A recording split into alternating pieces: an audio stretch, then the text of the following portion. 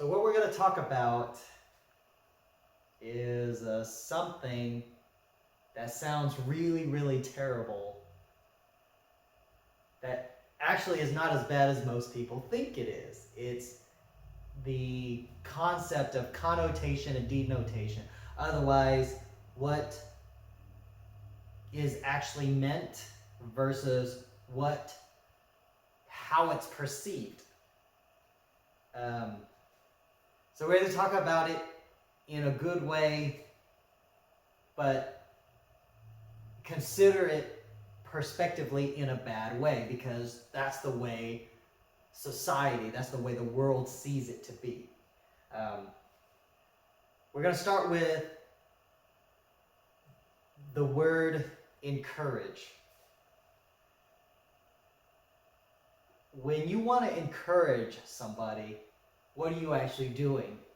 You're trying to utilize your own methodologies to cause a certain change, a certain push, as you might say, to get somebody to try something or step beyond their bound or do something to motivate somebody. Is that a good thing? That's a very, very good thing if you think about it. It can also be a bad thing. You can encourage people in a negative way. You can encourage people in a positive way. You can encourage people and nothing happens. Let's look at another term. It's called empower. Same thing as encourage, realistically. When you empower somebody, it's the same thing. It's a different word, but it's a push. Bottom line is you're trying to utilize what methodologies that you can, what capacities that you can to cause change, a person to change their state of mind, to do something, to motivate them. It can be done in a good way. Mainly it's done in a good way. It's utilized only in a good way, but it could also be done in a bad way as well too. So we're going to talk about the positive aspects first, both encourage and empower first. When people use the term empower or use the term encourage, it's always, hey, I'd like to encourage you to be better. I'd like to empower you to be a better, in a sense, a better person in some aspect. You encourage somebody to continue running until they get stronger, until they lose weight, or whatever it might be. You encourage them to find a better version of themselves. When you empower somebody, when you try to empower somebody, in a sense, you're doing the exact same thing to better themselves. It's always done in such a positive aspect that's how people consider it. Technically, nobody's going to say, hey, I would like to empower you to be what society deems as a bad person. I'd like to empower you to rob a car. No, nobody ever says, I'd like to empower you to rob a car. Nobody says, I'd like to encourage you to rob a car. It's more of, I'd like to encourage you to continue going to the gym. I would like to empower you to run that extra mile. I'd like to empower you to go above what you're capable of doing right now. No one ever says, I'd like to empower you to do something illegal. I'd like to encourage you to do something illegal. That's not how it's meant. Connotation, denotation. What people mean when they say it is always a positive aspect. Now let's talk about the word that everybody has such a negative perspective of. The word manipulation. Okay, so when you hear that word, the society has said, hey, the word manipulate is such a terrible thing. It's kind of like when you hear the term manipulation, you think of brainwashing. You think of, turning somebody, making them do bad things, or or doing something bad to somebody. Somebody's manipulated to to destroy something, to shoot somebody, manipulated to think a way that is just what society deems as wrong, or what society has decided is not the right thing to think of. You're manipulated to think that women are below men, or you're manipulated to think that men are below women, vice versa, whatever it might be. Those are things you can do to people. You can also encourage people to think that way. You can also empower people to think that way as well too. But you don't hear that. What you hear is these people are manipulated. Oh, we're not encouraged by the media. We're manipulated by the media. The media only shows certain things to manipulate our thoughts. Maybe the same perspective can be said about the term encourage. Maybe the media is only showing certain things, presenting certain things, and not talking about other things because they're encouraging us or they're empowering us. It doesn't sound right, but the truth is, it's the same thing if you think about it. So let's look at it from how we use this term. Mr. So-and-so, I'd like to encourage you to be a better person. Sounds pretty normal. Mr. So-and-so, I'd like to empower you to be a good person. It sounds like what you would say. That sounds like what society says all the time. Mr. So-and-so, I'd like to manipulate you to be a better person. Then all of a sudden, red lights, stop signs. Whoa, why are you manipulating me to be a better person? I don't want to be manipulated. You don't want to be manipulated, but you're okay being empowered and encouraged. So where did we get it right and where did we get it wrong? It's not about a right and a wrong. It's just about how we perceive these terms. The reality of it is, you look at it overall, when you look at manipulating, encouraging, or empowering, realistically, they're different. They have different partial definitions to them, but they all do the same thing. They change somebody's mindset. They change the way somebody perceives or sees or defines their world, the way they think.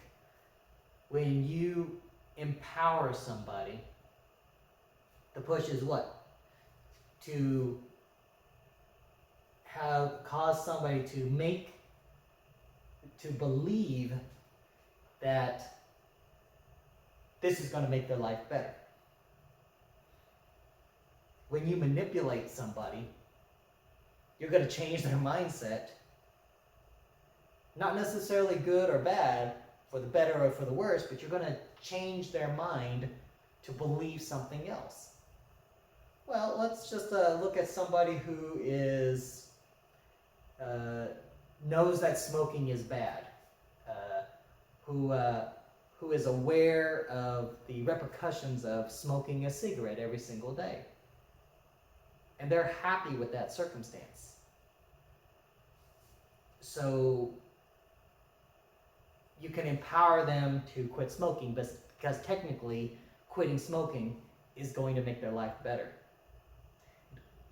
Not necessarily. It's going to make them healthier. Yes. But does that mean it makes their life better? Not necessarily. And that's the key thing, is you can empower them to quit smoking or to not smoke, but that doesn't mean that their life is going to be better. For all we know, when this person isn't smoking, they might be utilizing that cigarette as a means of managing a manic disease process. Otherwise, they're too fidgety, or they're too anxious, or they're too nervous, and smoking was their way of being able to be more calm.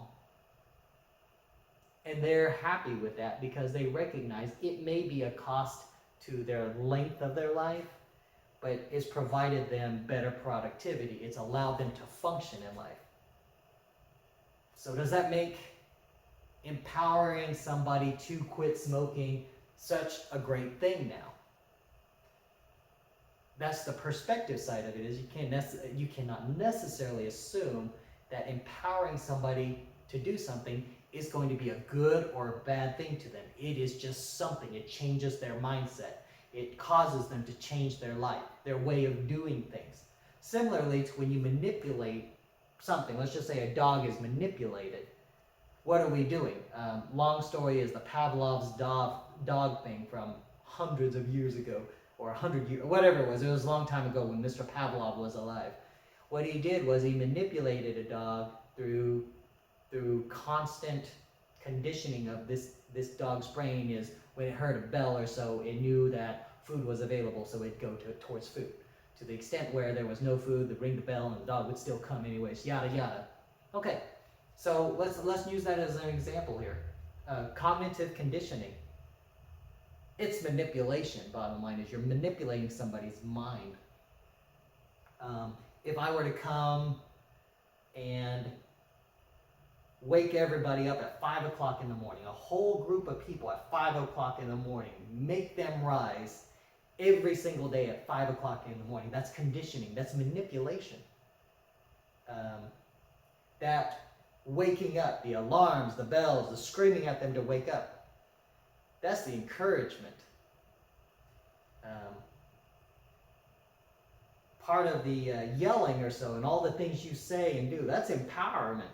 To wake up at 5 o'clock in the morning, to the extent where at some point everybody just naturally wakes up at 5 o'clock in the morning, or they start waking up better at 5 o'clock in the morning. Those are forms of conditioning, of changing somebody's methodology of doing things. Is it a good thing or bad thing? It's just a thing. It has nothing to do with being good or bad. If you're wondering, welcome to military life. That is kind of some of the things that they do in boot camp is, yeah, they wake you up at the crack of dawn. You have physical therapy that's done or whatever it is. There's a time to eat. There's a time to do physical therapy. There's a time to learn stuff. And it's a controlled environment. It's cognitive conditioning or so that you learn how to integrate into that culture. Is it a good thing or a bad thing? Well, it's a good thing if you look at it from the military perspective. It's a bad thing when you look at the conditioning that happens to so many people, that changes a lot of who somebody was.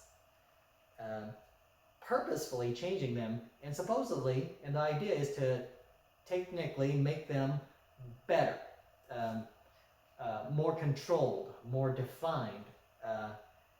They say it builds character. Yeah, it does build character to a definition that the military wanted. So that perspective is like saying it's not that it's a bad thing, it's just a thing. Good or bad is not. It has nothing to do with good or bad. It's for that particular situation. It's for that particular condition. Similar to when we look at integrating into a culture. If somebody sees a culture that is really, really great, and they want to be a part of that culture, they can't necessarily do everything they used to do. They have to do the same thing that culture does. And over time, as they continue to do the same thing over and over, that culture has manipulated this person by showing them, and they repeated those actions, those responses. So they got used to doing what that culture is used to doing. And because of that, it is a change in the way somebody chooses to do something. Good or bad? No. It has nothing to do with good. Good for that person because that person wanted to be part of that culture. There's really no bad that's involved in it because everybody's happy. Maybe that culture has another person. It's a growing culture. It expands. Unless it's it only wanted to be 10 people and now there's 11 and it can't. It's unhappy because it's 11, but that's not how culture works. Culture works by expanding. So similarly, that's the thing about manipulation. Even though it's unrecognized, that culture was different. This person who wants to be part of that culture slowly is manipulated by integrating themselves into a culture. People perceive the term of manipulation as such a bad thing. It's not a bad thing, it's just a thing. Just society, when they hear the term manipulation, it always sounds so negative. You manipulate a car using the steering wheel by rotating the steering wheel. It manipulates the car. It causes the car to turn. Is it something that happens all the time? Yeah, around the world. We manipulate our environments. If it's too hot, we turn on the air conditioner to manipulate it, to make it cooler. Even when it comes to the general media, it's manipulation. Advertisement is a manipulation. Everybody knows that we can never, ever, ever get hotcakes stacked up 6, 7 hotcakes tall, and they don't fall left and right. Advertisement is pure manipulation by doing all these little trickeries. Even when it comes to oatmeal or whatever it is on TV, the way people advertise or on social media, they use filters. What are filters for? What is all these things that people do for? Is to manipulate you to think that they look this way or that way, or they look prettier than they are. You can look at even this video that I'm creating right now. What is the manipulation? The manipulation is my tone inflection. Maybe it will catch an audience. My body language, or the way my hands speak on top of me speaking. The fact that my channel was relegated to such terrible processing, or a lousy background. This is drywall, if you're wondering. Unpainted drywall. Mainly that's the manipulation. That is the thing that realistically people don't notice. The lighting, well, here's the thing about the lighting. Could it be better lighting? Yes. But it's good enough. People can see me. You can hear me absolutely fine. There's a mild echo because I don't have sound dampening material. And the truth is, the manipulation is to let you know that I don't really care. Is it a good thing or a bad thing that I don't care? No, it's just a thing. It's a channel. It's entertainment. If you find it entertaining, great. If you don't, that's fine too. If you subscribe, the truth is, I'm not going to care. I'll appreciate it because it lets me know that, hey, I'm actually producing content that might be beneficial to somebody, or that people actually like or want to watch my channel. Truthfully, it's not going to matter with these first few episodes. I won't say anything other than the fact that I don't really care right now. But that's right now. Maybe 2 years from now, and I have 600,000 subscribers or so, I might speak differently. And then we can look back at a year ago that, wow, things have changed. They're supposed to change. It's manipulation. As more people comment, if that ever happens, if more people subscribe, if that ever happens, then that's a manipulation itself. The world is manipulating me. And it's going to be a push to try to maybe make better content. But people didn't come here for better content, or better filters, or better post-processing, or better video editing, or costumes, or whatever it might be, filters, or all this, whatever, special effects. People didn't come here for that. They came here because of the perspective. If I were to change that, then we would change this whole channel, and I would probably create a different channel. But that's the thing about what this channel was about is to look at a perspective that was different than what most people see, or what people are familiar with. It's not that people know the term manipulate. People understand the definition. People understand the definition of encourage and empower. But it's not necessarily that you know this. It's that you know it with a different perspective, a different spin on things. And that's why it's not the normal side of what people are familiar with. That's the whole reason here. This is the whole reason for the channel, is to look at the things that are not completely normal. If it was completely normal the way everyone sees it, then this channel would be called Your Normal Nerding. Or maybe it may not even be about nerding whatsoever. It's about intelligent thinking, how to define characteristics of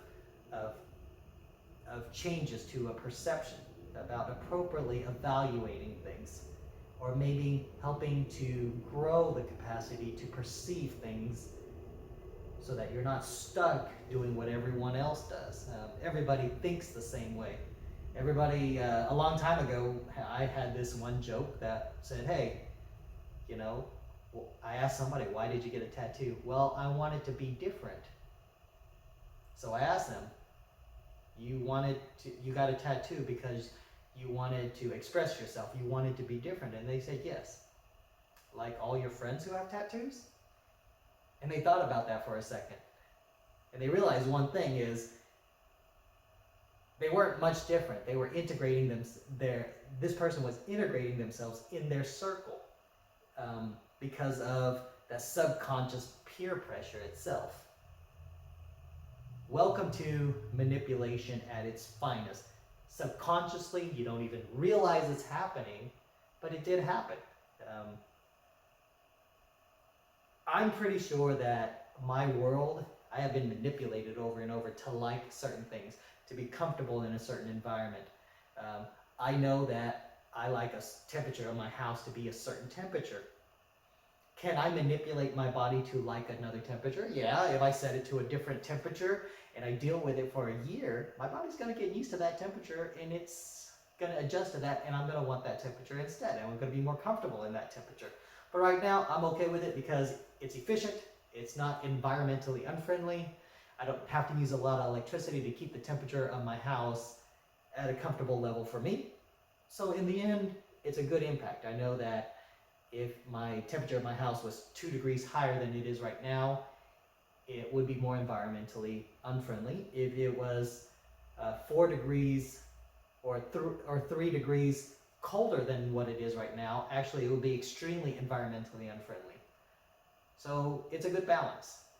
But once again, manipulation of even my body, the physical side of somebody, can actually happen. Think of smoking.